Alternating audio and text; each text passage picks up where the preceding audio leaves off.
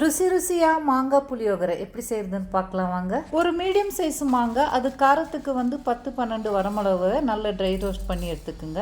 1 table spoon கடலைப்பருப்பு, 1/2 spoon ஜீரகம், அரை ஸ்பூன் வெந்தயம், 1 ஸ்பூன் தனியா, 1லேருந்து 1.5 ஸ்பூன் வெள்ளை எள்ளும் சேர்த்துக்கிட்டு நல்லா ட்ரை ரோஸ்ட் பண்ணி எடுத்து வச்சுக்குங்க. கடைசியாக 1 கைப்பிடி கொப்பரி தேங்காவும் நல்லா ரோஸ்ட் பண்ணி இது கூட சேர்த்து நல்லா ஆற வச்சு ஒரு மிக்சி ஜாரில் சேர்த்துக்குங்க. 1/2 ஸ்பூன் பெருங்காயத்தூளும் சேர்த்துக்கிட்டு இந்த மாதிரி கொரன்னு அரிசி எடுத்துக்கிட்டு ஒரு தட்டில் கொட்டி எடுத்து வச்சுக்கலாம். மாங்காயை தோல் சீவிட்டு நல்லா இந்த மாதிரி துருவி எடுத்து ரெடியாக எடுத்து வச்சுக்கோங்க. இப்போ ஒரு கடாய் வச்சுட்டு தேவையான அளவுக்கு எண்ணெய் சேர்த்துட்டு கொஞ்சம் கருவேப்பிலை, நம்ம துருவி இருக்கிற இந்த மாங்காய்க்கு தேவையான அளவுக்கு உப்பு சேர்த்துக்கிட்டு நல்லா இந்த மாதிரி ஃப்ரை பண்ணி எடுத்துக்கிட்டு நான் ஒரு மிக்சி ஜாரில் சேர்த்துக்குங்க. இதுக்கு 1 டேபிள் ஸ்பூன் வெல்லமும் கொஞ்சம் மஞ்சத்தூளும் சேர்த்து நல்லா அரைச்சி எண்ணெய் கொஞ்சம் தாராளமாக சேர்த்துக்கிட்டு இதுக்கு நம்ம அரைச்சி வச்சிருந்த இந்த விழுதும் சேர்த்துக்கிட்டு நல்லா ஒரு 2 நிமிஷம் நீங்கள் நல்லா இப்படி கிளறி விட்டு வேக வச்சுட்டு இதுக்கு நம்ம ஏற்கனவே செஞ்சு வச்சிருந்த இந்த பவுடரும் சேர்த்துட்டு 5 நிமிஷம் நீங்க வதக்கிட்டு இங்க எண்ணெய் பிரிஞ்ச உடனே புளியோகரை மிக்ஸ் ரெடி ஆயிடுச்சு. இந்த மாங்காய் புளியோகரை கொஜ்ஜு நீங்க 2-3 மாசத்துக்கு ஸ்டோர் பண்ணி வச்சுக்கலாம். சோறுடன் இந்த வறுத்த கடலையும் சேர்த்து மிக்ஸ் பண்ணிட்டு சாப்பிட்டு பாருங்க.